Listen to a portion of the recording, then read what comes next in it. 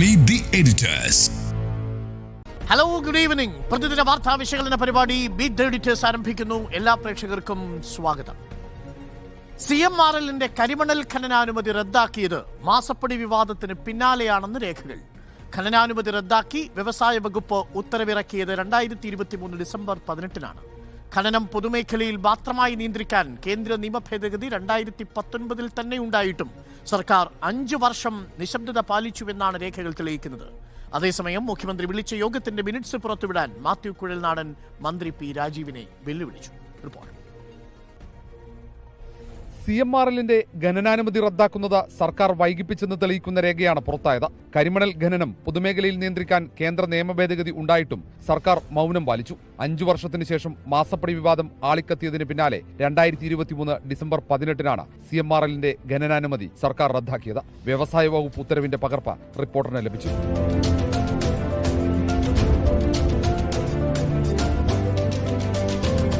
CMRLനെ സഹായിക്കാൻ മുഖ്യമന്ത്രി നേരിട്ടിടപെട്ടെന്ന് ഇന്നലെ മാത്യു കുഴൽനാടൻ MLA ആരോപിച്ചിരുന്നു. കുഴൽനാടന്റെ ആരോപണങ്ങൾ ശരിവെക്കുന്ന നടപടികളാണ് സർക്കാരിന്റെ ഭാഗത്തു നിന്നും ഉണ്ടായത്. അതേസമയം CMRLന് വേണ്ടി മുഖ്യമന്ത്രി വിളിച്ച യോഗത്തിന്റെ മിനിറ്റ്സ് പുറത്തുവിടാൻ മാത്യു കുഴൽനാടൻ മന്ത്രി പി രാജീവിനെ വെല്ലുവിളിച്ചു. ഞാൻ ചലഞ്ച് ചെയ്യാണ് ആ കാര്യത്തില്. Let him bring the minutes. മുഖ്യമന്ത്രി വിളിച്ച യോഗം അവിടുത്തെ പ്രാദേശിക വിഷയങ്ങളെ സംബന്ധിച്ചായിരുന്നുള്ള മിനിറ്റ്സ് മന്ത്രി പ്രൊഡ്യൂസ് ചെയ്യുകയാണെന്നുണ്ടെങ്കിൽ ഞാൻ അതിന് മറുപടി പറയും. 2019 നിയമ ഭേദഗതി വന്നതിന് പിന്നാലെ നിലനിൽപ്പില്ലാത്ത കരാറാണ് റദ്ദാക്കാതെ സർക്കാർ നീട്ടിക്കൊണ്ടുപോയത്. CMRLനെ സഹായിക്കാൻ മുഖ്യമന്ത്രി ചെയ്ത സേവനമാണിതെന്ന് ആരോപണമാണ് പ്രതിപക്ഷം ഉന്നയിക്കുന്നത്. ഖനനം പുനഃസ്ഥാപിക്കാൻ ദില്ലി കേന്ദ്രീകരിച്ച് വലിയ ലോബി പ്രവർത്തിക്കുന്നുണ്ട്. ഇത് സംബന്ധിച്ച തെളിവുകൾ താമസിയാതെ പുറത്തുവിടുമെന്നും കുഴൽനാടൻ വ്യക്തമാക്കി. Reporter R. Roshipal, in reporter, Thiruvananthapuram. ചോദ്യം ഇതാണ്: കർത്തയ്ക്കായി കണ്ണടച്ചു.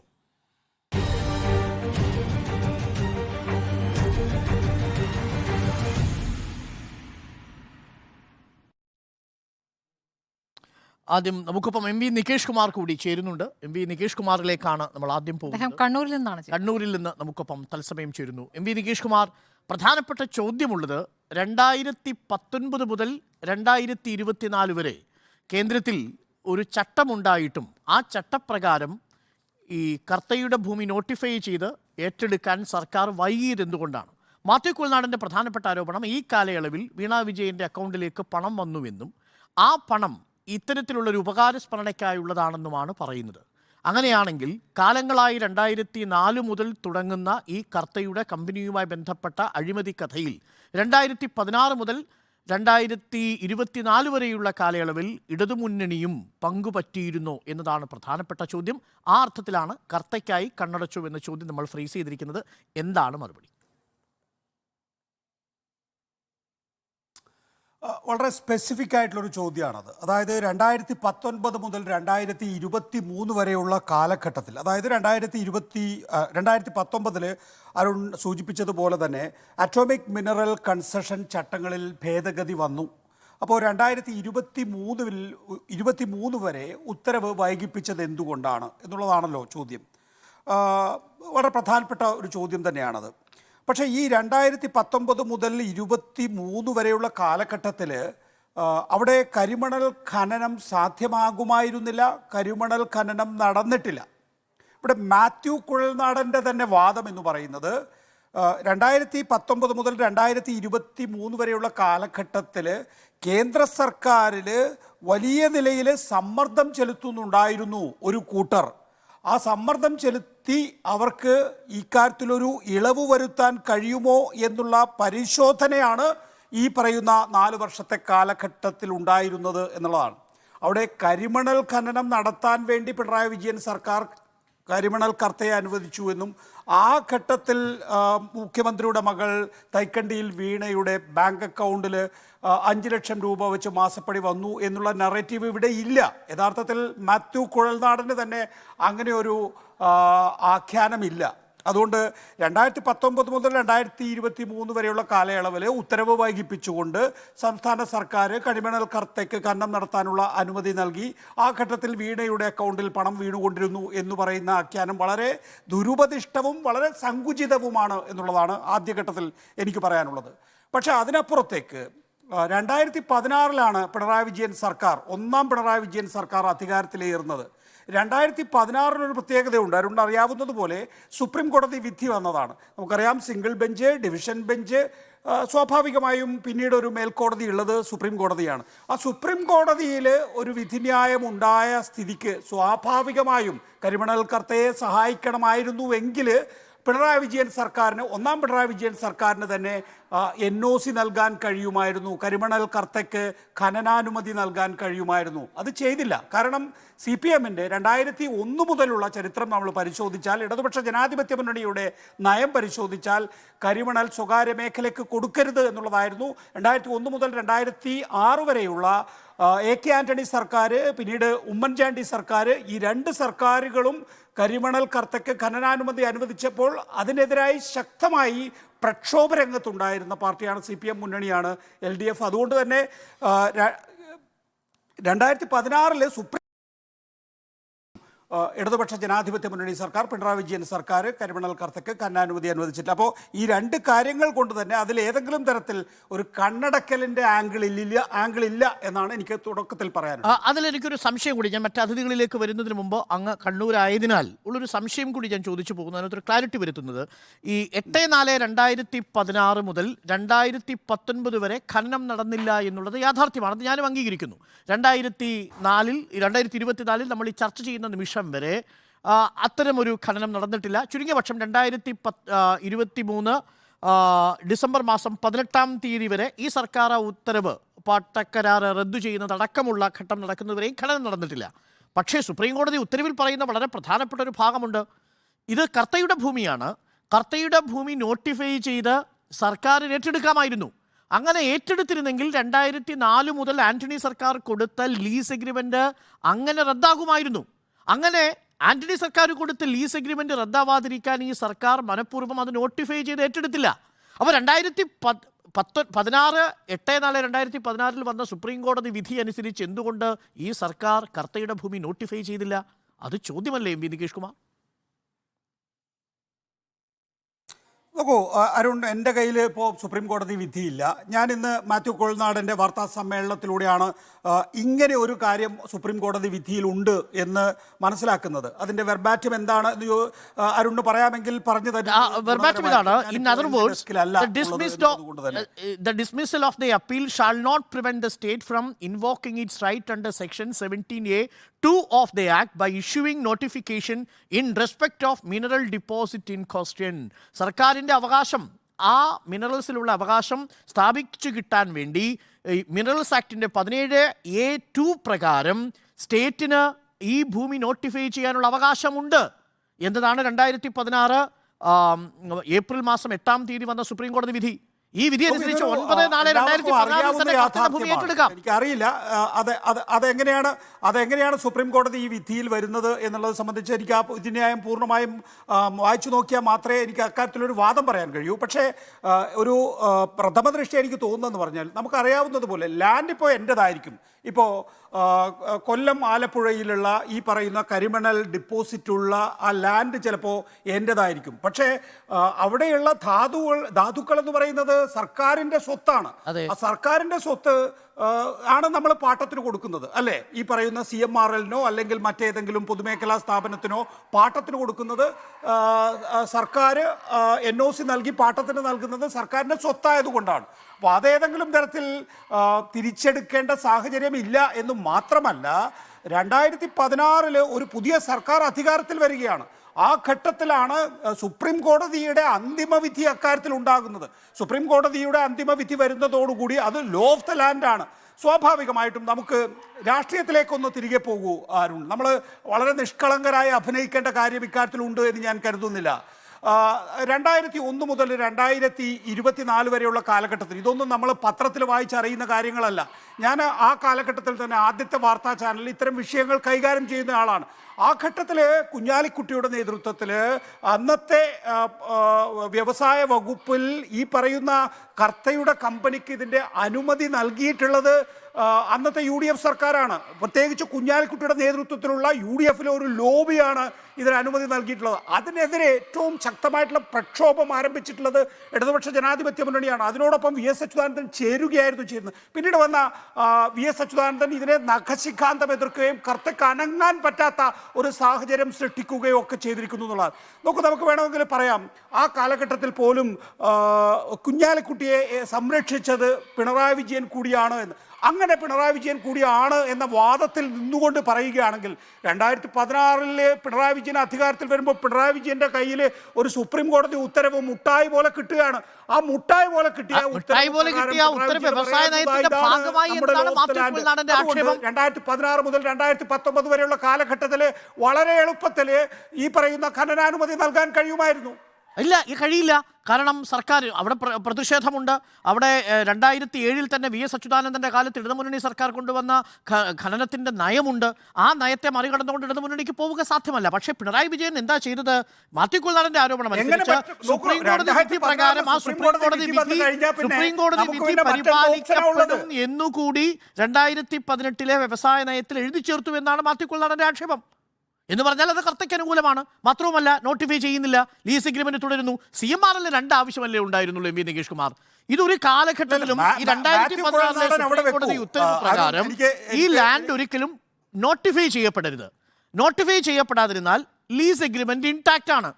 നിലവിൽ ലീസ് എഗ്രിമെന്റ് പ്രകാരം അദ്ദേഹത്തിന് ഈ 2023 ഡിസംബർ മാസം 18 വരെ ലീസ് എഗ്രിമെന്റ് പ്രകാരം ഖനനം ചെയ്യാനുള്ള അനുമതി ഉണ്ട്.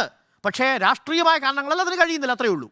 അപ്പോൾ അത് 2016 മുതൽ അതിൽ കണ്ണടച്ചു എന്നതാണ്. അല്ല, അങ്ങനെയല്ല അതിനെ കാണേണ്ടത്. നോക്കൂ, അല്ലല്ല, 2016 മുതൽ എങ്ങനെയാ കണ്ണടക്കല്? നമ്മളിപ്പോൾ പാർട്ടിയുടെ നയമൊക്കെ ഉണ്ടാകും. ഇപ്പോൾ പിണറായി വിജയന്റെ പാർട്ടി ചിലപ്പോൾ ഈ പറയുന്ന ഖനനാനുമതി സ്വകാര്യ മേഖലയ്ക്ക് നൽകേണ്ടതില്ല എന്ന് തീരുമാനിച്ചിട്ടുണ്ടാകും. പക്ഷേ സുപ്രീം കോടതി വിധി വന്നു കഴിഞ്ഞാൽ പിന്നെ പാർട്ടിയുടെ നയമൊന്നും അവിടെ ഇല്ല. 2016 അധികാരം ഏൽക്കുന്ന പിണറായി വിജയനെ സംബന്ധിച്ചിടത്തോളം അനുമതി നൽകുക എന്ന ഒരൊറ്റ സാഹചര്യം മാത്രമേ ഉണ്ടായിരുന്നുണ്ട്. MV നികേഷ് കുമാർ ആ സുപ്രീം കോടതി വിധിയിൽ തന്നെ കർത്തയ്ക്ക് അനുകൂലമായി വിധിക്കുമ്പോഴും എന്ന് പറയുന്ന നോക്കൂ, നിങ്ങളിപ്പോൾ വളരെ ചെറിയ പോയിന്റിലേക്ക് എത്തി. അരുൺ ഇപ്പോൾ ചെറിയ പോയിന്റിലേക്ക് എത്തി. എന്താണ് 2016 മുതൽ 2019 വരെ 2019 മുതൽ 2023 വരെയുള്ള കാലഘട്ടത്തിൽ വീണ വിജയന് വേണ്ടിയിട്ടാണ് ഈ പറയുന്ന കേന്ദ്ര സർക്കാർ 2016 മുതൽ സുപ്രീം കോടതി വിധി വന്ന 8/4/2016 മുതൽ എന്ത് തടസ്സമാണ് ഇടതുമുന്നണി സർക്കാരിന് ഉണ്ടായിരുന്നത് കർത്തയുടെ ഭൂമി നോട്ടിഫൈ ചെയ്യാൻ? അല്ല, കർത്തയുടെ ഭൂമി നോട്ടിഫൈ ചെയ്യുന്നുള്ള വിഷയത്തിലേക്കാണ് നിൽക്കുന്നതെങ്കിൽ എന്തായാലും ആ കാലഘട്ടത്തിൽ പിണറായി വിജയന് NOC നൽകിയിട്ടില്ല. പിണറായി വിജയന്റെ ഒന്നാം സർക്കാർ NOC നൽകിയിട്ടില്ല. അവിടെ യാതൊരു വിധത്തിലും ഒരു മണൽ തരി പോലും ഖനനം ചെയ്യാനുള്ള അനുമതി സംസ്ഥാന സർക്കാരിന്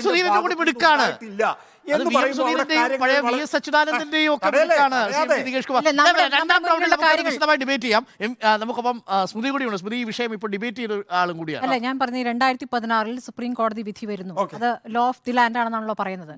അങ്ങനെയെങ്കിൽ അതിനുശേഷമാണ് ഈ കർത്ത കേൾക്കാൻ പറ്റുന്നില്ല കേട്ടോ. MV നികേഷ് കുമാറിലേക്ക് ആ ശബ്ദം തിരിച്ചു വരുമുടൻ സ്മൃതി കർത്ത എന്താണ് ഒരു അഭ്യർത്ഥന കൊടുക്കുന്നത് മുഖ്യമന്ത്രിക്ക് തന്നെ പരിഗണിക്കണം എന്ന് പറഞ്ഞു അഭ്യർത്ഥന കൊടുക്കുന്നു. അതിനുശേഷം മുഖ്യമന്ത്രി യോഗം വിളിക്കുന്നുണ്ട്. ഇപ്പൊ യോഗത്തിന്റെ മിനിറ്റ്സ് ഒക്കെ അത് ഇങ്ങനെ കാണിച്ചിട്ടാണ് വ്യവസായ മന്ത്രി പോയതെന്ന് പറയുന്നു. അങ്ങനെ കാണിച്ചു പോകേണ്ട കാര്യമാണ്. അതിന്റെ വ്യക്തത വരുത്തണം എന്നുള്ളതാണ് ഇപ്പൊ ആരോപണം മാത്രമാണ്. അല്ല, അത് കാണിച്ചിട്ടില്ല, ഇപ്പോഴും ഇല്ല. നമ്മുടെ വിഷയത്തിൽ ചർച്ച ചെയ്യാൻ CPM പ്രതിനിധികൾ വരുന്നില്ലല്ലോ. എന്താണ് വരാത്തത്? വരണ്ടേ? കാര്യങ്ങൾ ഇത്രയും വ്യക്തമായ സ്ഥിതിക്ക്, ലോ ഓഫ് ദ ലാൻഡ് ആയ സ്ഥിതിക്ക് അതങ്ങോട്ട് വിശദീകരിക്കാമല്ലോ. എന്തുകൊണ്ട് ചെയ്തില്ല? അതൊക്കെ പോട്ടെ. 2016 മുതൽ സുപ്രീം കോടതി വിധിയുണ്ട്. സുപ്രീം കോടതി വിധിക്ക് മുന്നിലുള്ള നമ്മൾ 2004 മുതൽ പരിശോധിക്കുകയാണെങ്കിൽ ഓരോ തവണയും കോടതിയിൽ നിന്ന് അനുകൂലമായി CMRL അനുമതി നേടിയെടുത്തിട്ടുണ്ട്. ഓരോ തവണയും 2004 മുതൽ AK ആന്റണിയുടെ കാലം മുതൽ പിന്നീട് VSന്റെ കാലം, ഉമ്മൻചാണ്ടിയുടെ കാലം, ഈ ഘട്ടത്തിലൊക്കെ പലതവണ നിയമ പോരാട്ടങ്ങൾ നടന്നിട്ടുണ്ട്. അപ്പോഴൊക്കെ VS സർക്കാരായാലും ഉമ്മൻചാണ്ടി ആയാലും ആന്റണിയുടെ സമയത്ത് പ്രക്ഷോഭമുണ്ടായി. അങ്ങനെയാണ് ആ തീരുമാനം 10 മാറ്റി. ദിവസം കൊണ്ട് അത് 10 ദിവസം കൊണ്ട് പിൻവലിക്കേണ്ടി വന്നു. പിന്നീട് ഇത് നേരത്തെ പറഞ്ഞ പോലെ പലതവണ നിയമ പോരാട്ടങ്ങളിൽ CMRന് അനുകൂലമായി കോടതി വിധി ഉണ്ടാകുന്നു. അതിനുശേഷമാണല്ലോ 2016 സുപ്രീം കോടതിയുടെ ഉത്തരവ് വരുന്നത്. ആ ഉത്തരവിന് ശേഷം ഈ പറഞ്ഞ ഈ ഒരു അഭ്യർത്ഥന അങ്ങോട്ട് ഇദ്ദേഹം വയ്ക്കുകയാണ്. 2016 എന്ന് പറയുമ്പോൾ മുഖ്യമന്ത്രി പിണറായി വിജയന്റെ നേതൃത്വത്തിൽ സർക്കാർ ആദ്യം അധികാരത്തിലേറുന്ന വർഷം അല്ലേ? അപ്പോൾ മുതൽ മാസപ്പടി കിട്ടുന്നു എന്നുള്ളതാണ് ആരോപണം. അപ്പോൾ മുതൽ വീണ വിജയന് 5 ലക്ഷം വീതം കിട്ടുന്നു എന്നുള്ളതാണ് ആരോപണം. ഇതൊക്കെ കൂട്ടിച്ചേർത്ത് വായിക്കേണ്ടി വരും. അങ്ങനെയെങ്കിൽ 2019 വളരെ സുവ്യക്തമായ ഒരു ഭേദഗതി സർക്കാർ കൊണ്ടുവന്നല്ലോ. ഭേദഗതി കൊണ്ടുവരുന്നു, അത് അറിയിക്കുന്നു, സംസ്ഥാനങ്ങളെ അറിയിക്കുന്നു. പിന്നീട് അത് നിർദ്ദേശമായി വരികയാണ്. നിർദ്ദേശം എന്ന് പറഞ്ഞാൽ ഓരോ സംസ്ഥാനങ്ങളും നടപ്പാക്കണമെന്ന കൃത്യമായ നിർദ്ദേശം വരുന്നു. ആ നിർദ്ദേശം വന്ന ശേഷവും എന്ത് ചെയ്തു? ഒന്നും ചെയ്തില്ലല്ലോ. ആ നിർദ്ദേശത്തിന് ശേഷം ഇപ്പോൾ ഈ ഉത്തരവിറങ്ങുന്നത് 2019 കേന്ദ്ര ചട്ട ഭേദഗതി വന്നതിന് ശേഷവും 5 വർഷമാണ് അതിന്മേൽ അനങ്ങാതിരുന്നത്. അപ്പോൾ ഒരു ഉത്തരവ് ഇറക്കിയിട്ടുണ്ടെന്ന് പറയുന്നു. ആ ഉത്തരവിൽ വ്യക്തതയുണ്ടോ? ഇംഗ്ലീഷിലും മലയാളത്തിലുമുള്ള ഉത്തരവിൽ വ്യത്യാസമുണ്ടെന്ന് പറയുന്നു. ഉത്തരവ് ഇറക്കിയിട്ടുണ്ടെന്ന് പറഞ്ഞു. അതിൽ തർജ്ജമ ചെയ്തതിൽ മനഃപൂർവ്വം ഭേദഗതി കോടതി വിധി കൂടി അതിൽ അതെ കൂട്ടിച്ചേർത്തിട്ടാണ്. അപ്പോൾ ഇതൊക്കെ ഇങ്ങനെ മയപ്പെടുത്താനുള്ള ശ്രമം കൃത്യമായി നടന്നിട്ടുണ്ട്. അങ്ങനെയെങ്കിൽ എന്തിനാണ് മാത്യു കൊളനാടിന്റെ വാർത്താ സമ്മേളനത്തിന് തൊട്ട് ശേഷം ഇതിലൊരു ക്ലാരിറ്റി വരുത്തുന്നത്? CMRന് അനുമതിയില്ല എന്നൊരു ക്ലാരിറ്റി വരുന്നത് എന്താണ്? നേരത്തെ അത് നടപ്പാക്കിയിട്ടുണ്ട്. എന്തിനാണ് ആ ക്ലാരിറ്റിയുടെ ആവശ്യം? അവിടെ തന്നെയുണ്ട് ഉത്തരം. എന്തിനാണ് അങ്ങനെ ചെയ്തത്? അതിലെങ്കിലും വിശദീകരണം നൽകാനുണ്ടോ? അല്ല, വളരെ പ്രധാനപ്പെട്ട ചോദ്യങ്ങളാണ് അവയെല്ലാം. എനിക്ക് എൻ്റെ അതിനകത്തൊരു ടേക്ക് കൊണ്ട് ഞാനത് അവസാന ഘട്ടത്തിലേക്ക് വരാം. സുജയ പാർവതി, ഈ മുറിയിൽ എല്ലാവരും നഗ്നരാണ് എന്നതാണ് എൻ്റെ വ്യക്തിപരമായ നിലപാട്. അത് എന്തുകൊണ്ടാണെന്ന് ഞാൻ വിശദീകരിക്കാം. അതിനു മുമ്പ് സുജയുടെ ടേക്ക് എന്താണ്? കർത്തയ്ക്ക് നേരെ കണ്ണടച്ചു എല്ലാവരും. പണമുള്ളവൻ കൃത്യമായ അധികാരത്തിൻ്റെ ഇടനാഴികളിൽ കടന്നു കയറി എന്നുള്ളതിൻ്റെ തെളിവുകൾ തന്നെയാണ് പുറത്തു വന്നുകൊണ്ടിരിക്കുന്നത്. അതിന്മേൽ നമ്മൾ സാങ്കേതികമായുള്ള സുപ്രീം കോടതി വിധി അല്ലെങ്കിൽ മറ്റു കാര്യങ്ങൾ പറഞ്ഞ് എത്രത്തോളം ന്യായം നിരത്തിയാലും അതിൽ അധികാരത്തിൻ്റെ ഇടനാഴികളിൽ ശശിധരൻ കർത്തയ്ക്കും CMRലിനും സ്വാധീനമുണ്ടായിരുന്നു. അതനുസരിച്ച് അവർ ആർക്കൊക്കെ പണം നൽകി, എത്ര വീതം പണം നൽകി, അതിലേക്കൊക്കെ അന്വേഷണം നീളുകയും അത് പുറത്തു വരികയും ചെയ്യേണ്ടതാണ്. മടിയിൽ കനമില്ലാത്തവന് പേടിക്കേണ്ട, പക്ഷേ കൈകൾ വിരിച്ചു കാണിച്ചാൽ ആ കനം ഇല്ലാതെയാകില്ല എന്നത് ഒരു യാഥാർത്ഥ്യമാണ്. ഇതിൽ 2019 നിയമ ഭേദഗതി വന്നതിന് ശേഷം എടുത്തിരിക്കുന്ന കാലതാമസം എന്ന് പറയുന്നത് പകൽ പോലെ വ്യക്തമാണ്. അതിൽ ഇനി ഏതൊക്കെ ക്ലോസുകൾ നിരത്തിയാലും ഏതൊക്കെ കാര്യങ്ങൾ ചൂണ്ടിക്കാട്ടിയാലും മറ്റെന്തിൻ്റെയൊക്കെ മറപിടിച്ചാലും അവിടെ നിയമവിരുദ്ധമായ ഒരു ഇടപെടൽ അത് നടന്നിരിക്കുകയാണ്. അത് പണം വാങ്ങിക്കൊണ്ടുള്ള ഇടപെടലാണ് എന്നതും വ്യക്തമാണ്. കാരണം എക്സാലോജിക് എന്ന് പറയുന്ന കമ്പനി, ആ കമ്പനിയിൽ നിന്ന് കേരളത്തിൽ അല്ലെങ്കിൽ പുറത്ത് എത്രയോ കമ്പനികളുണ്ട്. ആ കമ്പനികൾക്കൊന്നുമില്ലാത്ത സേവനം നൽകാനുള്ള എന്ത് പ്രൊഫിഷ്യൻസിയാണ് എക്സാലോജിക് എന്ന മുഖ്യമന്ത്രിയുടെ മകൾ വീണ വിജയന്റെ കമ്പനിക്കുള്ളത്? അപ്പോൾ ആ കമ്പനിയിലേക്ക് തന്നെ പോകുന്നതിൻ്റെ റൂട്ട് എന്ന് പറയുന്നത് വളരെ ക്ലിയർ ആണ്. ഈ അനുമതി നൽകുന്നതിൽ അല്ലെങ്കിൽ നിവേദനം നൽകുമ്പോൾ അതിൽ മുഖ്യമന്ത്രി ആ ഫയൽ തിരിച്ചു വിളിച്ച് തീരുമാനമെടുക്കുന്ന തരത്തിൽ അതിൽ ഇടപെടണമെന്നുണ്ടെങ്കിൽ മറുഭാഗത്തൊരു ചലനം ഉണ്ടാകണം. ആ ചലനം ഉണ്ടാക്കാനായി ആ കൈ നീണ്ടത് എക്സാലോജിക്കിലേക്കാണ്. അപ്പോൾ ഇതൊരു ട്രയാങ്കിളായി തന്നെ നമ്മൾ കാണണം. CMRL Sasidharan Kartha to Exalogic, Exalogic to CM's home. CM കൃത്യമായി അതിൽ ഇടപെടുന്നു, റിട്ടേൺ കൃത്യമായി തുടങ്ങിയ ആളുകളിലേക്ക് തിരിച്ചെത്തുന്നു. അങ്ങനെ കൃത്യമായ ഒരു ത്രികോണം അവിടെ വരയ്ക്കപ്പെട്ടിട്ടുണ്ട്. അത് നടന്നിട്ടുമുണ്ട്. ഈ 2004 CMRLന് കൊടുത്ത കരാർ 2002 കൊടുത്ത അനുമതി UDF കാലത്താണ്. അങ്ങനെയൊക്കെയുള്ള വാദമൊന്നും നിലനിൽക്കുമെന്ന് ഞാൻ കരുതുന്നില്ല. കാരണം 2019 മുതൽ 2024 വരെ ഉണ്ടായ കാലതാമസത്തെ ന്യായീകരിക്കുന്നതിനായി മുൻകാലത്ത് മുൻഗാമികൾ ചെയ്ത കാര്യങ്ങളെക്കുറിച്ച്, മുൻഗാമികളും ഈ അധികാരത്തിൻ്റെ ഇടനാഴികളിൽ കാത്തുനിന്ന് പണം വാങ്ങിയിട്ടുണ്ടാകാം, അല്ലെങ്കിൽ ഇടപാടുകൾ നടത്തിയിട്ടുണ്ടാകാം. ചുരുക്കപ്പേരുകളിൽ ഉള്ള പേരുകൾ ഞങ്ങൾ തന്നെയാണ് എന്ന് രമേശ് ചെന്നിത്തലയും PK കുഞ്ഞാലിക്കുട്ടിയും ഒക്കെ സമ്മതിച്ചു കഴിഞ്ഞിരിക്കുകയാണ്. പണം കൈപ്പറ്റിയിട്ടുണ്ടാകും. പണം കൈപ്പറ്റിയവരാരായാലും, അതിപ്പോൾ മാധ്യമ സ്ഥാപനങ്ങളായാലും. ഇക്കാര്യത്തിൽ എനിക്ക് വ്യത്യസ്തമായ ഒരു കാര്യം കൂടി പറയാനുണ്ട്. എന്തായാലും ഇത്രയും ആയല്ലോ. ഇനി ശശിധരൻ കർത്തയിൽ നിന്ന് പണം വാങ്ങിയവർ, പണം വാങ്ങാത്തവരുടെ എണ്ണം എടുക്കുന്നതായിരിക്കും ഏറ്റവും നല്ലത് എന്നുള്ളതാണ് എനിക്ക് തോന്നുന്നത്. കാരണം പണം വാങ്ങിയവരായിരിക്കും ഭൂരിപക്ഷവും. 135 കോടിയാണ്. ഇങ്ങനെയുള്ള കേന്ദ്രങ്ങളെ പ്രീതിപ്പെടുത്തി അല്ലെങ്കിൽ അവരുടെ കയ്യിൽ നിന്ന് പണം വാങ്ങി അവർക്ക് സഹായം നൽകി അവരെ മുതലെടുക്കുകയാണ്. അവരുടെ പണം സ്വന്തമാക്കുന്നതിന് വേണ്ടി അവർക്ക് ചെറിയ ചെറിയ സഹായങ്ങൾ, ചില പൊടിക്കൈകൾ, അതൊക്കെ ചെയ്യുന്നു. ഇവിടെ ഈ സ്വകാര്യ കരിമണൽ കമ്പനിയെ ഒരു നയത്തിൽ പോലും ഭേദഗതി വരുത്തി, അതും ഇടതു സർക്കാരിൻ്റെ ഒരു പ്രഖ്യാപിത നയമുണ്ട്, അല്ലെങ്കിൽ ഇടതു മുന്നണിയുടെ ഒരു പ്രഖ്യാപിത നയമുണ്ട്. അതിൽ നിന്ന് 2013 നിന്ന് 2016 എത്തുമ്പോൾ പിണറായി വിജയന് ഒരു മാറ്റം ഉണ്ടാവുക എന്ന് പറഞ്ഞു കഴിഞ്ഞാൽ അത് ആ പാർട്ടിയെ പണയം വെക്കുന്നതിന് തുല്യമാണ്. CPIM പണയം വെക്കുന്ന ഒരു തീരുമാനമെടുക്കാൻ കൊടുക്കാൻ പിണറായി വിജയൻ പാടില്ലായിരുന്നു എന്നുള്ളതാണ്. ഈ മാസപ്പടി എന്നൊക്കെ പറയുന്നത് ചെറിയ മീനാണ്. 5 ലക്ഷത്തിനും 8 ലക്ഷത്തിനും വേണ്ടിയുള്ള ഒരു ഇടപാടായിരിക്കുമെന്നൊന്നും ഞാൻ കരുതുന്നില്ല. കാര്യത്തിൽ അന്വേഷണം നടത്തി കാര്യങ്ങൾ പുറത്തു വരട്ടെ.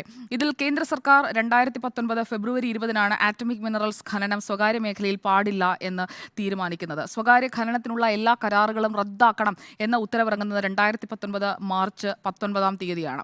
അതിനുശേഷമുണ്ടായ കാലതാമസം നമ്മളിപ്പോൾ ഈ ചർച്ച ചെയ്യുന്ന വേള വരെയുള്ള സമയം എടുത്ത് നോക്കിക്കഴിഞ്ഞാൽ 2023-ന്റെ എൻഡിലേക്ക് വരുമ്പോഴാണ്. അതായത് എക്സാലോജിക് വിഷയം പുറത്തു വരുന്നത് ജൂൺ ജൂലൈ മാസങ്ങളിലാണ്. അതിനുശേഷമുള്ള മാസങ്ങളിൽ ആ വിഷയം വിവാദമായി വളരുന്നു, അത് നിലനിൽക്കുന്നു, വിശദീകരണം നൽകാൻ കഴിയാതെ നേതാക്കൾ ഉരുണ്ട് കളിക്കുന്നു. അതെല്ലാം കണ്ടുകൊണ്ടിരിക്കുമ്പോഴാണ് വെറും ഒരു മാത്യു കുഴൽനാടനെ മാത്രം പിൻ പോയിന്റ് ചെയ്ത് വ്യക്തിപരമായി ആക്ഷേപിക്കുന്നു, ഭൂമി അളക്കാൻ പോകുന്നു. അതൊക്കെ അവിടെ നടക്കട്ടെ. മാത്യു കുഴൽനാടൻ മുന്നോട്ട് വെച്ച ആ വിഷയം നിലനിൽക്കുന്നതാണ് എന്ന് വ്യക്തമാകുന്നതാണ് പിന്നീട് അങ്ങോട്ട് നമ്മൾ കാണുന്നത്. ഇവിടെ ഒരു ചോദ്യം വളരെ പ്രസക്തമാണ്. മുഖ്യമന്ത്രിയുടെ ഓഫീസ് അല്ലെങ്കിൽ മുഖ്യമന്ത്രി ഈ നിവേദനം നൽകിയതിനു ശേഷം, CMRL നിവേദനം നൽകിയതിനു ശേഷം ആ ഫയലിൽ ഇടപെട്ടിട്ടുണ്ടോ? ആ ഫയൽ തിരിച്ചു വിളിച്ചിട്ടുണ്ടോ? ആ ചോദ്യത്തിന് ഉത്തരം പറയേണ്ടത് മുഖ്യമന്ത്രി തന്നെയാണ്. നോക്കൂ, ഈ CMRL 1996-ൽ തുടങ്ങിയ സ്ഥാപനമാണ്. കരിമണൽ സംസ്കരിച്ച് സിന്തറ്റിക് റൂട്ടയിൽ നിർമ്മിക്കുന്ന സ്ഥാപനം. അതിൻ്റെ സഹോദര സ്ഥാപനമുണ്ട്, അതുമായുള്ള കരാറാണ്. ആ സഹോദര സ്ഥാപനവുമായുള്ള കരാർ, ആ കരാർ തന്നെ എന്തിനു വേണ്ടിയായിരുന്നു? പൊതുമേഖലാ സ്ഥാപനത്തെ കൂടി ഒരു ഇടനിലക്കാരനാക്കി കൊണ്ടുവന്നുകൊണ്ട്, നേരിട്ടല്ലല്ലോ, KMML-മായി നേരിട്ടല്ല, IREL വഴി പോയി അവിടെയും ഒരു ത്രികോണം വരയ്ക്കുകയാണ്. കൃത്യമായ ജാമിതീയ രൂപത്തിലുള്ള ഒരു ഇടപാട് അവിടെ നടത്തിയിരിക്കുകയാണ്. അത് വളരെ ആസൂത്രിതമായി നടത്തിയ ഒരു ഇടപാടാണ്. അതിന് പിന്നിൽ കൃത്യമായി നയംമാറ്റം എന്ന് പറയുന്ന കാര്യം പുറത്തേക്ക് വരാതിരിക്കാൻ വേണ്ടിയുള്ള ചില ഇടപെടലുകൾ കൂടി അവിടെ ഉണ്ടായിട്ടുണ്ട്. ഈ ആലപ്പാട്, ചവറ മേഖലകളിലൊക്കെ ഏക്കർ കണക്കിന് ഭൂമി ശശിധരൻ കർത്തയും കുടുംബവും ഒക്കെ വാങ്ങിക്കൂട്ടുമ്പോൾ അത് ഇൽമനൈറ്റ് സാന്നിധ്യമുള്ള ഭൂമിയാണ്. അത് വാങ്ങിക്കൂട്ടുന്ന ഘട്ടത്തിൽ അതൊന്നും ആരും അറിയാതെ ഇരുന്നു എന്നൊന്നും ഞാൻ കരുതുന്നില്ല. VM സുധീറിനെ പോലെയുള്ള ആളുകൾ, CPI ഒക്കെ വളരെ കൃത്യമായി ആ ഘട്ടത്തിൽ ഇടപെട്ടതാണ്. ഇടതുപക്ഷത്തിന് അന്നൊരു നയമുണ്ടായിരുന്നു. പിന്നീട് ആ നയം മാഞ്ഞു നേർത്ത് ഇല്ലാതായി പോകുന്നതാണ് നമ്മൾ കണ്ടത്. സ്വകാര്യ കമ്പനികൾക്ക് കരിമണൽ ഖനനം നടത്താം, ഏതൊക്കെ മേഖലകളിൽ ഖനനം നടത്താൻ അനുവദിക്കണമെന്ന് സംസ്ഥാന സർക്കാരിന് തീരുമാനിക്കാം എന്ന് പറയുമ്പോൾ ആ ഉത്തരവിനെ മറപിടിച്ചുകൊണ്ട് 2016 ഏപ്രിൽ 8-നാണ് ചീഫ് ജസ്റ്റിസ് TS താക്കൂറും ഗോപാൽ ഗൌഡയും ജസ്റ്റിസ് ഭാനുമതിയും ഉൾപ്പെട്ട ബെഞ്ചിൽ, അതിൽ ജസ്റ്റിസ് ഭാനുമതി മാത്രമാണ് വിയോജിച്ചൊരു വരിയെങ്കിലും പറഞ്ഞത്. ഈ ഖനനത്തെക്കുറിച്ച് ഇതിങ്ങനെ പോയാൽ എന്താകുമെന്നുള്ള ഒരു വിയോജിപ്പ് രേഖപ്പെടുത്തിയത്. അപ്പോൾ ആ ഒരു ഉത്തരവിൻ്റെ മറപിടിച്ചുകൊണ്ട് ഒരു നയം മാറ്റുകയാണ് ചെയ്തത്. അതൊരു ഇടതുവിരുദ്ധ നയമാണ്. ആ നയത്തിലേക്ക് എത്തിയ വഴിയെന്ത്? ആ നയത്തിൽ മാറ്റം വരുത്തിയപ്പോൾ ആർക്കൊക്കെ ഏതൊക്കെ അക്കൗണ്ടിലേക്ക് പണം വന്നു വീണു? 2016 ഡിസംബർ 20-ആണ് എക്സാലോജിക്കിൻ്റെ അക്കൗണ്ടിലെ ഫസ്റ്റ് ട്രാൻസാക്ഷൻ. അതിനുശേഷം കൃത്യമായ ഇടവേളകളിൽ പണം ഇങ്ങനെ എത്തിക്കൊണ്ടിരിക്കാൻ അവിടെ കൊടുത്തത് സോഫ്റ്റ്വെയർ കൺസൾട്ടൻസി സേവനമാണോ? അത് തെളിയേണ്ടതുണ്ട്. അത് പൊതുജനങ്ങൾക്ക് താല്പര്യമുള്ള, പൊതുജനങ്ങൾ അറിയാൻ ആക്ഷത്തോടൊപ്പം നിന്ന ഇടതുപക്ഷത്തിന് വോട്ട് ചെയ്ത ജനങ്ങളെ പറ്റിച്ചിട്ടുണ്ടെങ്കിൽ, പണം വാങ്ങിയിട്ടുണ്ടെങ്കിൽ അതിന് ഉത്തരം പറയേണ്ട ബാധ്യത ഇടത് സർക്കാരിനും പിണറായി വിജയനുമുണ്ട്. ഈ വിഷയത്തിൽ എൻ്റെ ടേക്ക്, കർത്തയ്ക്കായി കണ്ണടച്ചു, പക്ഷേ കണ്ണടച്ചത് പിണറായി വിജയൻ മാത്രമല്ല. ഇത് ശക്തമായ നിലപാടെടുത്ത് VM സുധീരൻ ഇന്നും ആ നിലപാടിൽ നിന്ന് ഒരു അടി പോലും പിന്നിലേക്ക് പോയിട്ടില്ല. ഖനനമൊന്നും വേണ്ട എന്ന് പറയാൻ പറ്റില്ല എന്നായിരുന്നു കുഞ്ഞാലി പരസ്യമായി. അവരുടെ സ്വന്തം ഭൂമിയിൽ നിന്ന് സർക്കാരിൻ്റെ ധാതുക്കൾ ഖനനം ചെയ്തെടുക്കാനുള്ള ലീസ് എഗ്രിമെന്റ് കിട്ടുന്നത്. ഈ എഗ്രിമെന്റ് പിന്നീട് സർക്കാർ ഇടതുപക്ഷത്തിൻ്റെയും ഒപ്പം തന്നെ VM സുധീരൻ്റെയും ഒക്കെ ശക്തമായ നിലപാടിനെ തുടർന്ന്, വലിയ കൈകോർത്ത് പിടിച്ചിട്ടുള്ള മനുഷ്യച്ചങ്ങലയെ തുടർന്ന്, ആ പ്രതിഷേധത്തെ തുടർന്ന് 10 ദിവസം കൊണ്ട് റദ്ദാക്കി. അതിനുശേഷം ഇതേ AK ആന്റണി കേന്ദ്ര സർക്കാരിൻ്റെ ഭാഗമാവുന്നുണ്ട്. അങ്ങനെ കേന്ദ്ര സർക്കാരിൻ്റെ ഭാഗമായി മന്ത്രിയായിരിക്കുന്ന സമയത്ത് UP 1-ാം സർക്കാരാണ് 13 ബ്ലോക്കുകൾ അനുവദിക്കുന്നത് ഈ കരിമണൽ കർത്തയ്ക്ക് ഖനനം ചെയ്തെടുക്കാൻ വേണ്ടി. അന്ന് കേന്ദ്ര സർക്കാർ UPA, അന്ന് AK ആന്റണി അവിടെ കേന്ദ്രമന്ത്രി. ഈ കൈകൾ പരിശുദ്ധമാണോ? അത്ര പരിശുദ്ധമല്ല എന്ന് തന്നെ പറയേണ്ടി വരും സുജയ. കാരണം ആ പണത്തിൻ്റെ ആനുകൂല്യം പറ്റാത്തവർ അന്ന് UDF-ന്റെ മന്ത്രിസഭയിൽ ആരും ഉണ്ടായിരുന്നില്ല എന്നുള്ളതാണ്. പാർട്ടി പണം കൈപ്പറ്റിയിട്ടില്ലേ? പക്ഷെ അപ്പോഴും LDF-ന് ഇപ്പോൾ പറഞ്ഞു നിൽക്കാനൊരു ന്യായം. 2013 ഹൈക്കോടതിയുടെ ഉത്തരവുണ്ട്. നോക്കൂ, 2004 എന്താ സംഭവിച്ചത്? 2004 2 തരത്തിൽ. ഒന്ന്, സംസ്ഥാനത്ത് AK ആന്റണി മന്ത്രിസഭയിൽ ഇരിക്കുന്ന സമയത്ത്, മുഖ്യമന്ത്രിയായിരിക്കുന്ന സമയത്ത് ആദ്യം ലീസ് കൊടുക്കുന്നു. കൂടാതെ കേന്ദ്രമന്ത്രിയായിരിക്കുന്ന സമയത്ത് 13 ബ്ലോക്കുകൾക്കുള്ള പെർമിഷൻ കൊടുക്കുന്നു. അതിനും ശേഷമാണ് PK കുഞ്ഞാലിറ്റി അടക്കമുള്ളവർ VM സുധീരനുമായിട്ട് ഏറ്റുമുട്ടുന്ന സാഹചര്യം ഉണ്ടാവുന്നത്. പക്ഷേ കേരളത്തിൽ ശക്തമായ പ്രതിഷേധം ഉണ്ടായതിന് ഈ അനുമതി ഒന്ന് ആലോചിച്ച് നോക്കി. ഈ അനുമതി എന്ന് പറഞ്ഞാൽ ഹൈക്കോടതിയുടെ ഓർഡറിന്റെ അനുസരിച്ചാണ് അയക്കുന്നത്. അങ്ങനെ അയക്കുമ്പോൾ അത് കൊടുക്കേണ്ടി വരും. നോക്കൂ, ആരാണ് കേസ് വാദിക്കാൻ പോകുന്നത് സ്മൃതി? കേസ് വാദിക്കാൻ പോകുന്ന സംസ്ഥാന സർക്കാരിന്റെ വക്കീലാണ്. വ്യവസായ വകുപ്പ് കൈകാര്യം ചെയ്യുന്ന പി കെ കുഞ്ഞാലിക്കുട്ടിയാണ്. പി കെ കുഞ്ഞാലിക്കുട്ടി CMRL-എതിരായി വാദിക്കുമെന്ന് പറയണമെങ്കിൽ നമ്മുടെ തലയിൽ മറ്റെന്തെങ്കിലും ഉണ്ടാവണം. അപ്പോൾ എന്താ സംഭവിക്കുന്നത്? ആ പി കെ കുഞ്ഞാലിക്കുട്ടിയും, അതായത് ഈ CMRL-ന്റെ കയ്യിൽ നിന്ന് പണം വാങ്ങി എന്ന് ഇന്ത്യൻ സെറ്റിൽമെന്റ് ബോർഡിന്റെ രേഖയിലുള്ള പി കെ കുഞ്ഞാലിക്കുട്ടി, ഇബ്രാഹിം കുഞ്ഞ്, അതിൽ തന്നെയുള്ള പിണറായി വിജയൻ, അത് പാർട്ടി സെക്രട്ടറി എന്ന നിലയിലായിരിക്കും ആ ഘട്ടത്തിൽ. അങ്ങനെ പണം വാങ്ങിയ രാഷ്ട്രീയ നേതാക്കളുടെ പേര് പറയുന്ന ഇവരെല്ലാവരും ഈ മുറിയിൽ നഗ്നരായിരുന്നു ആദ്യഘട്ടത്തിൽ. അതിനുശേഷമാണ് കോടതി വിധി വരുന്നത്. ഹൈക്കോടതി സിംഗിൾ ബെഞ്ച് കർത്തയ്ക്ക് അനുകൂലമായി വിധിക്കുന്നു. പക്ഷേ അപ്പോഴും ഖനനം ചെയ്യാൻ കഴിയാത്ത രാഷ്ട്രീയ സാഹചര്യം ഇവിടെ ഉണ്ടാവുന്നു. പ്രതിഷേധം ശക്തമാണ്. രണ്ടാമത് ഹൈക്കോടതിയുടെ ഡിവിഷൻ ബെഞ്ച് വിധിക്കുന്നു 2013. ആ ഡിവിഷൻ ബെഞ്ചിനെതിരെ സ്പെഷ്യൽ ലീവ് പെറ്റീഷനുമായി സുപ്രീം കോടതിയിൽ പോകുന്നു. 2016 ഏപ്രിൽ മാസം 8-ാം തീയതി സുപ്രീം കോടതിയുടെ വിധി വരുന്നു. ആ സുപ്രീം കോടതിയുടെ വിധി മുതലാണ് ഇനി ഈ ഡ്രാമ മാറാൻ പോകുന്നത്. കോർട്ടിലാണ്. ഇത്രയും പരിസ്ഥിതി പ്രശ്നങ്ങൾ ഉണ്ടായിട്ടും, വലിയ ഗുരുതരമായ പരിസ്ഥിതി പ്രശ്നങ്ങളുണ്ടായിട്ടും ഇത്രയും കോടതി വിധികൾ എങ്ങനെയാണ് അനുകൂലമായി? അതാണ് ഇതിലെ പ്രസക്തമായ കാര്യം സ്മൃതി. കാര്യം നമ്മളിൽ പലരും ധരിച്ചിരുന്നത് ഇത് സർക്കാർ ഭൂമിയാണ്, സർക്കാർ ഭൂമിയാണ് എന്നാണ് നമ്മൾ ധരിച്ചിരുന്നത്. ഇത് സർക്കാർ ഭൂമിയല്ല, ഇത് കർത്തയുടെ സ്വന്തം ഭൂമിയാണ്. കർത്തയുടെ സ്വന്തം ഭൂമിയിൽ ഖനിജങ്ങൾ ഖനനം ചെയ്യാനുള്ള അവകാശം അത് കർത്തയ്ക്ക് സ്വന്തമായിട്ട് എടുക്കാൻ പറ്റില്ല. നമ്മൾ മരങ്ങളുടെ കാര്യം പറയുന്നത് പോലെ. അപ്പോൾ ഈ ഖനിജം എന്ന് പറയുന്നത് സ്റ്റേറ്റ് പ്രോപ്പർട്ടിയാണ്. ആ സ്റ്റേറ്റ് പ്രോപ്പർട്ടിയായ ഈ മിനറൽസ് ഇനി ഒരു ലീസ് എഗ്രിമെന്റ് വഴി മാത്രമേ സ്വകാര്യ വ്യക്തിക്ക് ഖനനം ചെയ്തെടുക്കാൻ പറ്റൂ. ആ ലീസ് എഗ്രിമെന്റാണ് എക്കനോട് കൊടുക്കുന്നത്. അവിടെ കർത്തയുടെ വാദം ഇതാണ്: എൻ്റെ ഭൂമിയിൽ നിന്ന് മൈൻ ഖനനം, ഈ മിനറൽസ് ഖനനം ചെയ്തെടുക്കുന്നതിന് സർക്കാർ അനുമതി നൽകിയിട്ടുണ്ട്, അതുകൊണ്ട് അത് ഒബ്ജക്റ്റ് ചെയ്യാൻ പാടില്ല. ഹൈക്കോടതി സർക്കാരിനോട് ചോദിക്കും, നിങ്ങൾക്ക് അതിനകത്ത് വ്യത്യസ്തമായ നിലപാടുണ്ടോ?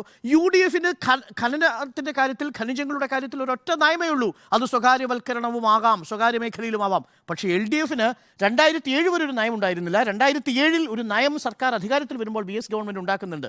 അതാണ് പൊതുമേഖലയിൽ മാത്രമാണ് ഈ ഖനനം പാടുള്ളൂ എന്ന നയം 2007 VS അച്യുതാനന്ദൻ ഉണ്ടാക്കുന്നുണ്ട്. VS അച്യുതാനന്ദൻ മാത്രമാണ് ആ കാര്യത്തിൽ സ്റ്റേണായ ഒരു നിലപാട് ആ ഘട്ടത്തിൽ എടുത്തത്. അന്ന് പാർട്ടി സെക്രട്ടറി പിണറായി വിജയൻ. പാർട്ടിയുടെ നയമാണത്. അപ്പോൾ പാർട്ടിയുടെ നയം പിന്നീട് റിഫ്ലക്ട് ചെയ്യുന്നു. അത് പല ഘട്ടങ്ങളിലും ഉണ്ടാവുന്നു. അതിനുശേഷം 2013 ആകുമ്പോൾ സുപ്രീം കോടതി വിധി വരുന്നു. സുപ്രീം കോടതി വിധി 2016 ആകുമ്പോൾ സുപ്രീം കോടതി വിധി വരുന്നു. 2016 സുപ്രീം കോടതി വിധി വരുമ്പോൾ അതിനുള്ളിൽ ഒരു വാചകം, അതാണ് ഞാൻ നേരത്തെ MV നികേഷ് കുമാറിനോട് വായിച്ചു കൊടുത്ത വാചകം. In other words, the dismissal of the appeal shall not prevent the state from invoking its right under section 17A(2) of the act by issuing notification in respect of the mineral deposit in question.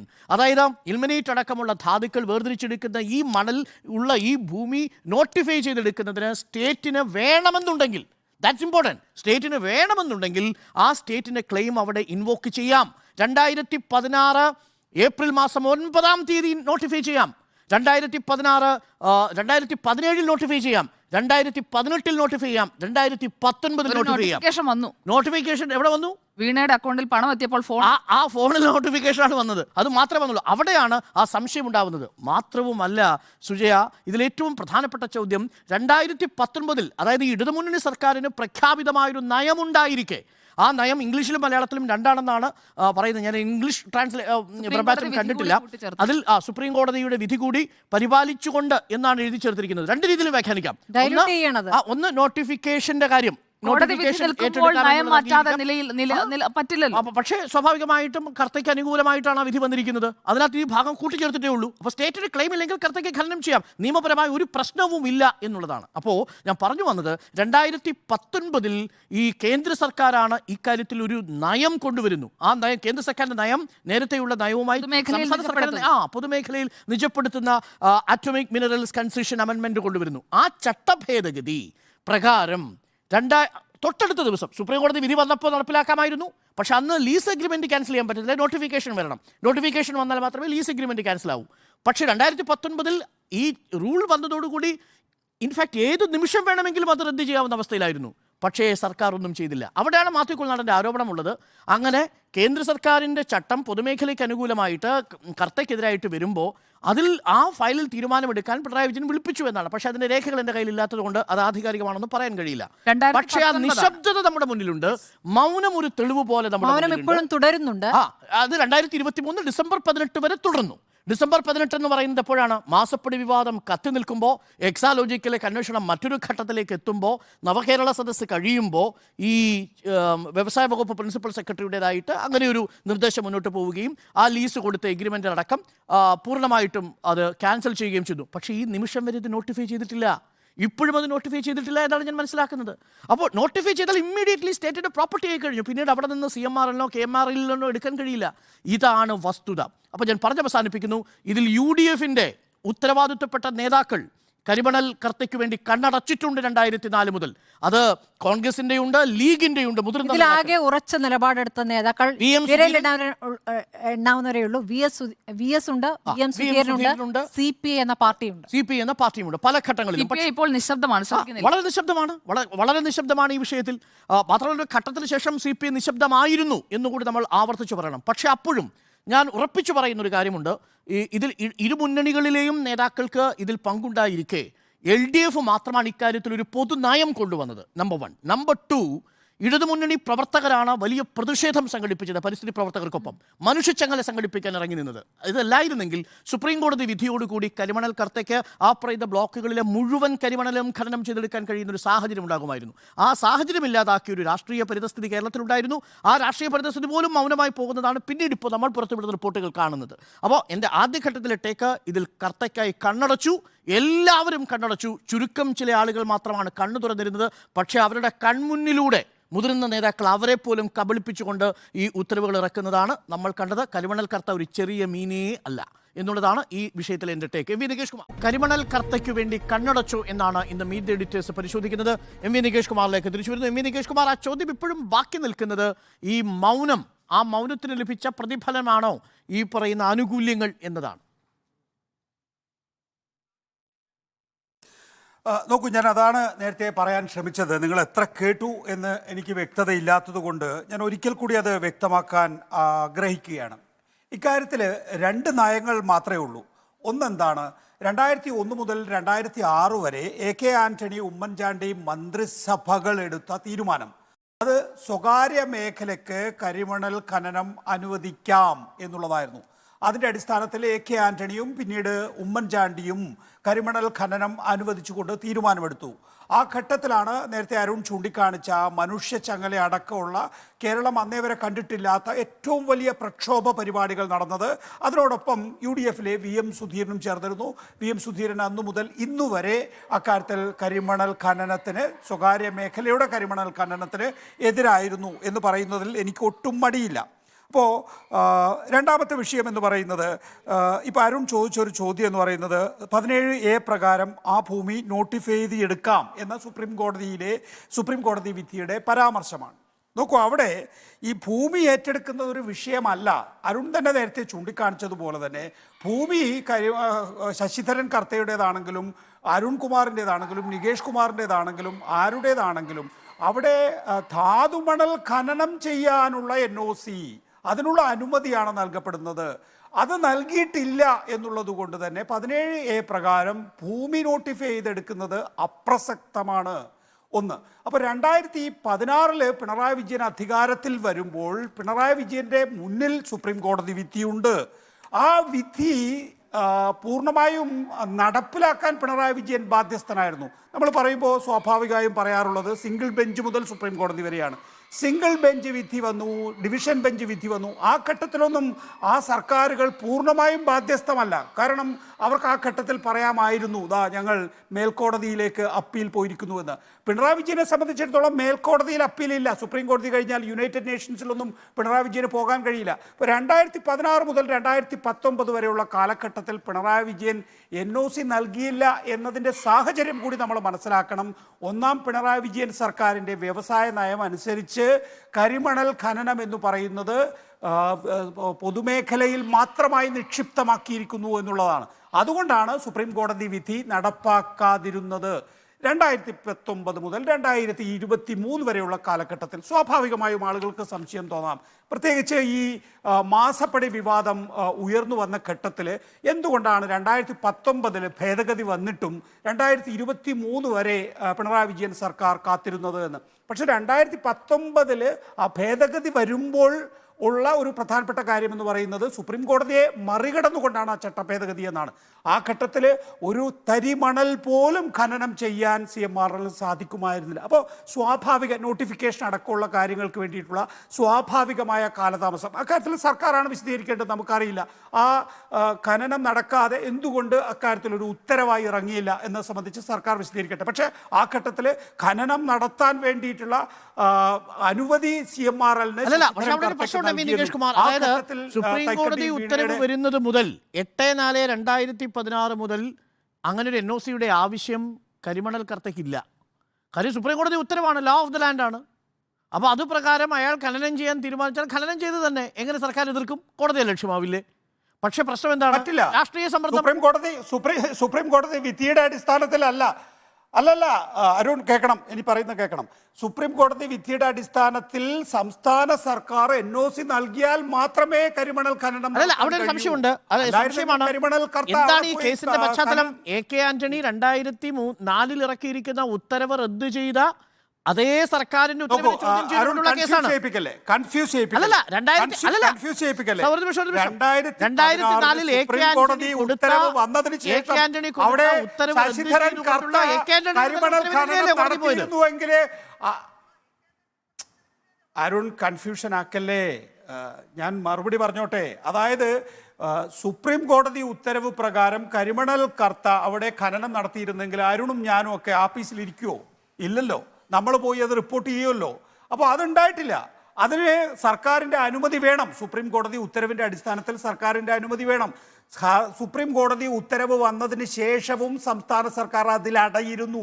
കാരണം ഇടതുപക്ഷ ജനാധിപത്യ മുന്നണിയുടെ പ്രഖ്യാപിത നയം, വ്യവസായ നയം എന്ന് പറയുന്നത് കരിമണൽ കർത്തയ്ക്കോ ഏതെങ്കിലും സ്വകാര്യ വ്യക്തിക്കോ കമ്പനിക്കോ കരിമണൽ ഖനനത്തിനുള്ള അനുമതി നൽകാൻ പാടില്ല എന്നുള്ളതാണ്. ഇതാണ് എനിക്ക് ഈ കാര്യത്തിൽ നമ്മുടെ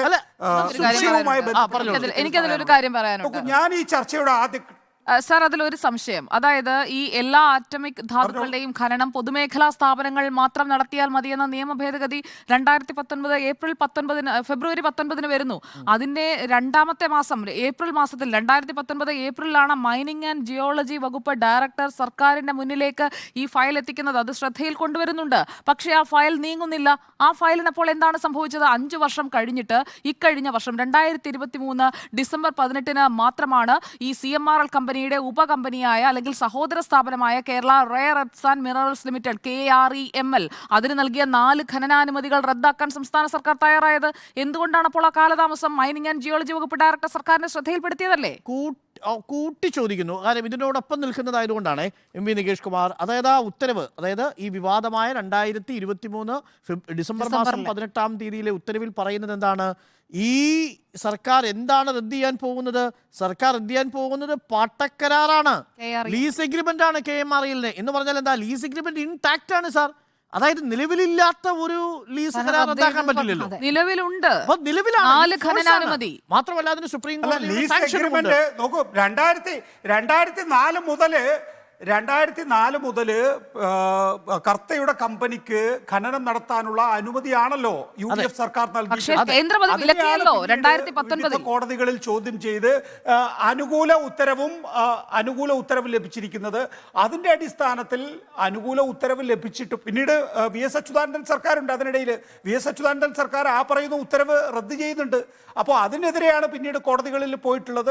ആ കോടതിയുടെ വിധിയുടെ അടിസ്ഥാനത്തിൽ ഉത്തരവ് വീണ്ടും പുനഃസ്ഥാപിച്ച് നൽകാൻ തയ്യാറാകുന്നില്ല. ആര്? ഏഴാമത്തെ പാരഗ്രാഫ് കയ്യിലുണ്ടെങ്കിൽ ഒന്ന് വായിച്ചു നോക്കൂ.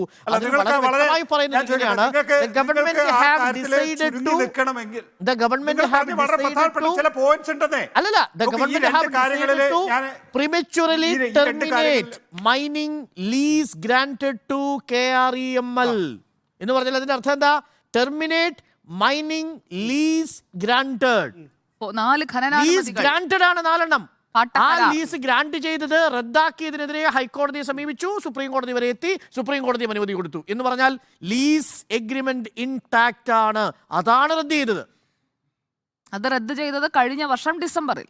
അതെ, റദ്ദ് ചെയ്തത് സുപ്രീം കോടതി വിധിയുടെ 5 വർഷത്തിന് ശേഷം. 5 വർഷം എന്ത് ചെയ്തു സർക്കാർ എന്ന് മാത്രമല്ല 2000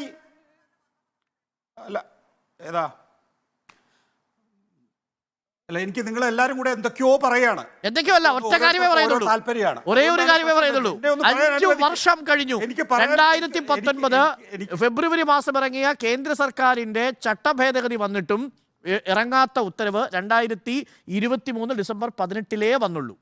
അതാണ് വിഷയം. നോക്കൂ അരുൺ, അതിന് ഞാൻ ആദ്യം തന്നെ മറുപടി പറഞ്ഞു, നിങ്ങൾ കൺവിൻസ്ഡ് ആവുകയും ചെയ്തതാണ്. എന്താണ്, 2019 മുതൽ 2023 വരെയുള്ള കാലഘട്ടത്തിൽ ഒരു തരി മണൽ പോലും ഖനനം ചെയ്യാൻ അവിടെ ശശിധരൻ കർത്തയ്ക്ക് സാധിച്ചിട്ടില്ല എന്നുള്ളതാണ്.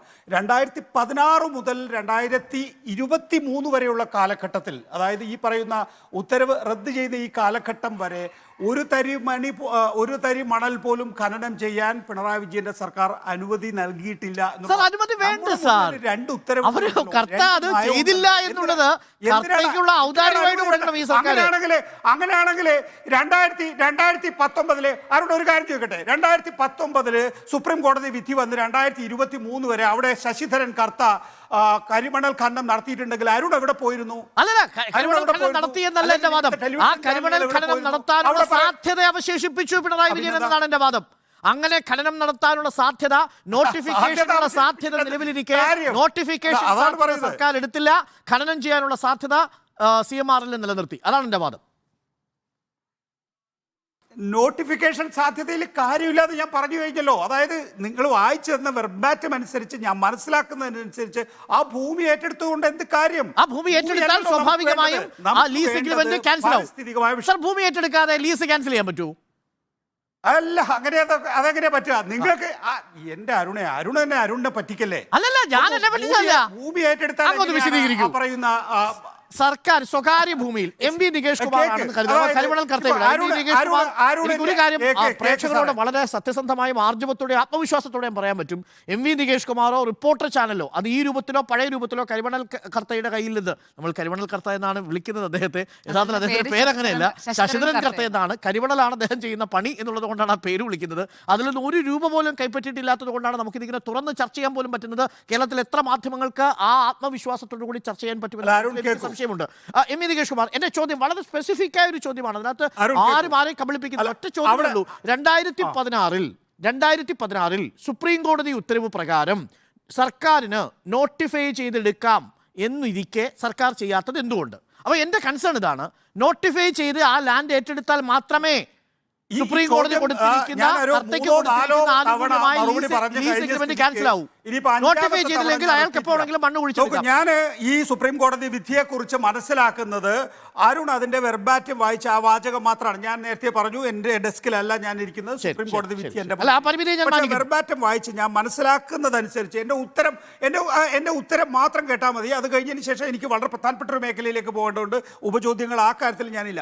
അതായത് കരിമണൽ കർത്ത ഒരുപക്ഷെ ആ സ്ഥലം വാങ്ങിക്കൂട്ടിയിട്ടുണ്ടാകും എന്ന് വെച്ച് ആ സ്ഥലത്തിന്റെ ഉടമയായ കരിമണൽ കർത്തയുടേതല്ല അവിടുത്തെ ധാതുലവണങ്ങൾ എന്ന് പറയുന്നത്. അത് സർക്കാരിന്റെ സ്വത്താണ്. അല്ല സാർ, 2016 സുപ്രീം കോടതി ഉത്തരവോടുകൂടി അതിന്മേലുള്ള അവകാശം കർത്തയ്ക്കാണ്. കേന്ദ്ര സർക്കാർ ഇനി അത് ഈ പറയുന്ന ലാൻഡ് ഏറ്റെടുത്തു കഴിഞ്ഞാൽ തന്നെയും കരിമണൽ കർത്തക്ക് അവിടെ ഖനനം ചെയ്യാനുള്ള അനുമതി ഉണ്ടാകില്ല. അക്കാര്യത്തിൽ അത്രയാണ് എനിക്ക് പറയാനുള്ളത്. അല്ല, അത് നമുക്ക് വെരിഫൈ ചെയ്യാം, അടുത്ത ദിവസം ഉണ്ടാവുമല്ലോ അത്. രണ്ടാമത്തെ പ്രധാനപ്പെട്ട കാര്യം, നിങ്ങൾ പ്രത്യേകിച്ച് അരുൺ ചൂണ്ടിക്കാണിച്ച വലിയൊരു മേഖലയുണ്ട്. ഞാൻ ഈ ഇന്ററിം സെറ്റിൽമെന്റ് ബോർഡിന്റെ അസസ്മെന്റ് വന്ന അന്നു മുതൽ പറയുന്ന ഒരു കാര്യമുണ്ട്. നിങ്ങൾ ഈ വീണ വിജയന്റെ മാത്രം ഇപ്പം നമ്മൾ പറയുന്നത് എന്താണ്? ഈ വീണ അല്ലെങ്കിൽ മാത്യു കുഴൽനാടൻ ഉദ്ഘോഷിക്കുന്ന കാര്യം എന്താണ്? നമ്മൾ ഇപ്പോൾ വേദവാക്യം പോലെ എടുക്കുന്ന കാര്യം എന്താണ്? ഈ പറയുന്ന 1.72 കോടി രൂപയ്ക്ക് വേണ്ടിയിട്ട് ഈ കരിമണൽ കർത്തയ്ക്ക് നമ്മൾ സ്റ്റേറ്റ് എന്തോ സേവനം ചെയ്തു കൊടുത്തു എന്നുള്ളതാണ്. നോക്കൂ, 2004 AK ആന്റണി സർക്കാർ നൽകിയിട്ടുള്ള അനുമതി അനുസരിച്ച് മാത്രം 2004, നമ്മളിപ്പോൾ നിൽക്കുന്നത് 2024, 20 വർഷത്തെ കാലയളവുണ്ടെന്ന് ആലോചിച്ചോളണം. ഈ പറയുന്ന 2004 നൽകിയ ഉത്തരവനുസരിച്ച് മാത്രം 1000 കോടിയുടെ ധാതു ലവണങ്ങളാണ് യഥാർത്ഥത്തിൽ കരിമണൽ കർത്തയ്ക്ക് ഖനനം ചെയ്തെടുക്കാനുണ്ടായിരുന്നത്. ഇത് സഹസ്ര കോടിയുടെ വിഷയമാണ്. ആ സഹസ്ര കോടിയുടെ വിഷയമാണ് നമ്മൾ ഇന്ററിം സെറ്റിൽമെന്റ് ബോർഡിന്റെ ഈ പറയുന്ന അസസ്മെന്റിലുള്ളത്.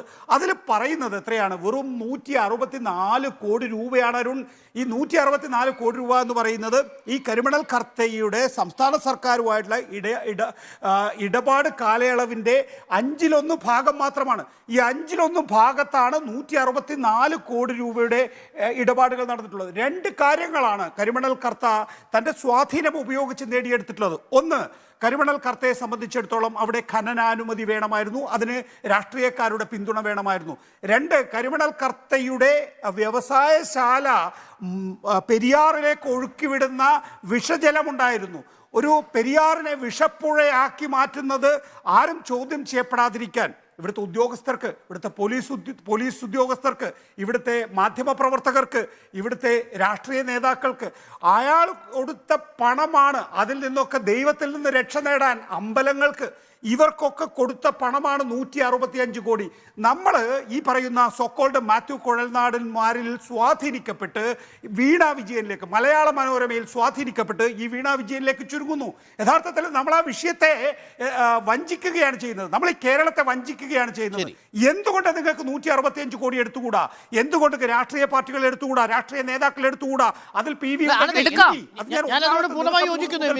എനിക്ക് വിയോജിപ്പില്ല. ആ മുറിയിൽ എല്ലാവരും നഗ്നരാണ് എന്ന് തന്നെയാണ് ഞാൻ പറയുന്നത്.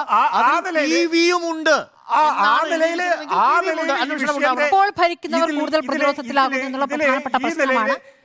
ഇതിനെതിരെ പ്രതിഫലമായി കിട്ടിയതാണോ ആ സേവനം എന്താണെന്നുള്ളത് നമുക്ക് അറിയേണ്ടതുണ്ട്. ഇപ്പോൾ ഈ പറഞ്ഞ ഇപ്പോൾ ഏറ്റവും ഒടുവിൽ വന്നിരിക്കുന്ന ഉത്തരവ് അത് എന്തിന്റെ അടിസ്ഥാനത്തിലാണ്? നേരത്തെ ക്ലാരിറ്റി ഉണ്ടായിരുന്നെങ്കിൽ എന്തിനായിരുന്നു 2023 ഉത്തരവ് എന്നുള്ള കാര്യത്തിലും ക്ലാരിറ്റി വേണം അല്ലേ? പക്ഷെ അപ്പോഴും UDF ഒരു ഇഞ്ച് പോലും ഞാൻ ഈ വിഷയത്തിൽ മാറ്റി നിർത്തില്ല. വ്യക്തമായി അന്വേഷണം അതിലേക്കും പോകട്ടെ. കരിമണൽ അന്വേഷണം അതിലേക്കും പോകട്ടെ. 2004 ആന്റണി സർക്കാർ. UDF മാത്രമായി മാറ്റി നിർത്തണ്ട, UDF മാറ്റി നിർത്തണ്ട, LDF മാറ്റി നിർത്തണ്ട, BJP മാറ്റി നിർത്തണ്ട. ഞാൻ ആവർത്തിച്ച് പറയുന്ന കാര്യമുണ്ട്. എന്താ നിങ്ങൾ UDF LDF പറയുന്നത്? UDF LDF ആണ് ഇന്നത്തെ നിലയിലുള്ള കേരളത്തെ ഉണ്ടാക്കിയത്. ഇവിടെ BJP എന്ന് പറയുന്ന രാഷ്ട്രീയ പാർട്ടി ഉണ്ടല്ലോ, BJP പണം വാങ്ങിയത് കൊണ്ട് ജന്മഭൂമി ഞാൻ അറിയാതെ അവിടെ എഡിറ്റോറിയൽ എഴുതിച്ചു എന്ന് അതിൻ്റെ എഡിറ്റർ 2 തവണ പുറത്തേക്ക് പോകുമ്പോൾ ഫേസ്ബുക്കിലൂടെ അറിയിച്ചതല്ലേ? അപ്പോൾ എല്ലാ രാഷ്ട്രീയ പാർട്ടികളും എല്ലാ സംവിധാനങ്ങളെയും നമ്മളേറ്റവും കൺസേൺഡ് ആവേണ്ടത് എന്താണ്? മാധ്യമപ്രവർത്തകരെ ഉപയോഗിച്ചു എന്നുള്ളതാണ്. മാധ്യമപ്രവർത്തകർക്ക് പണം നൽകിയിട്ടുണ്ട് ഇവര്. ഞാൻ പറയാണ്, ഞാനിതാ 2002 നിലവിൽ വന്ന ഒരു ടെലിവിഷൻ ചാനലിൻ്റെ എക്സിക്യൂട്ടീവ് എഡിറ്റർ മുതൽ അതിൻ്റെ മാനേജിംഗ് ഡയറക്ടർ വരെയുള്ള പദവിയിൽ നിന്നിട്ടുണ്ട്. എന്നെ അടക്കം പരിശോധിക്കണമെന്നേ, എൻ്റെ ബാങ്ക് അക്കൗണ്ടുകൾ പരിശോധിക്കണം. ഇനി എൻ്റെ ബാങ്ക് അക്കൗണ്ടിലൂടെ അല്ല പണം വന്നിട്ടുള്ളതെങ്കിൽ എൻ്റെ വരുമാനത്തെക്കുറിച്ച് പരിശോധിക്കണമെന്നേ, എനിക്ക് എൻ്റെ സ്വത്ത് വർധന ഉണ്ടെങ്കിൽ അത് പരിശോധിക്കണമെന്നേ. അപ്പോൾ ഞാൻ നിൽക്കുന്ന മേഖലയിൽ ഏതെങ്കിലും തരത്തിൽ വലിയ നിലയിൽ അഴിമതി ഉണ്ട് എങ്കിൽ എന്നെ അടക്കം സ്വാധീനിച്ചിട്ടുണ്ടെങ്കിൽ അത് പരിശോധിക്കണമെന്നേ. ശരി, എത്ര മാധ്യമങ്ങൾക്ക് ആ രൂപത്തിൽ നിലപാടെടുക്കാൻ പറ്റുമെന്നുള്ള കാര്യം സംശയം പറയുക എന്നുള്ളതിലേക്ക് നമ്മളെല്ലാം ചുരുങ്ങുന്നത് ദയനീയമാണ്. ശരി ശരി, ഗുഡ് നൈറ്റ്. മറ്റൊരു വളരെ പ്രധാനപ്പെട്ട വാർത്ത വന്നിട്ടുണ്ട്.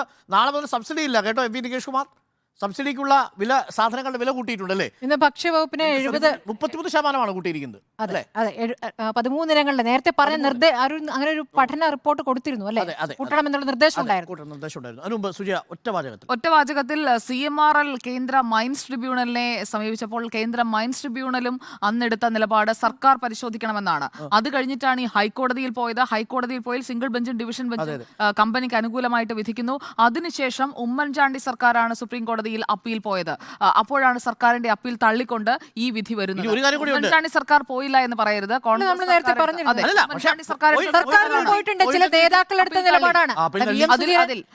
അതിനുശേഷം എടുത്ത മറച്ചുവെക്കൽ, ആ മറച്ചുവെക്കലിന് ഈ പകൽ പോലെ ചെയ്ത കാര്യങ്ങളെക്കാളും മറച്ചുവെക്കൽ പ്രാധാന്യമുണ്ട് എന്നുള്ളത് മറക്കാൻ പറ്റില്ല. അപ്പോൾ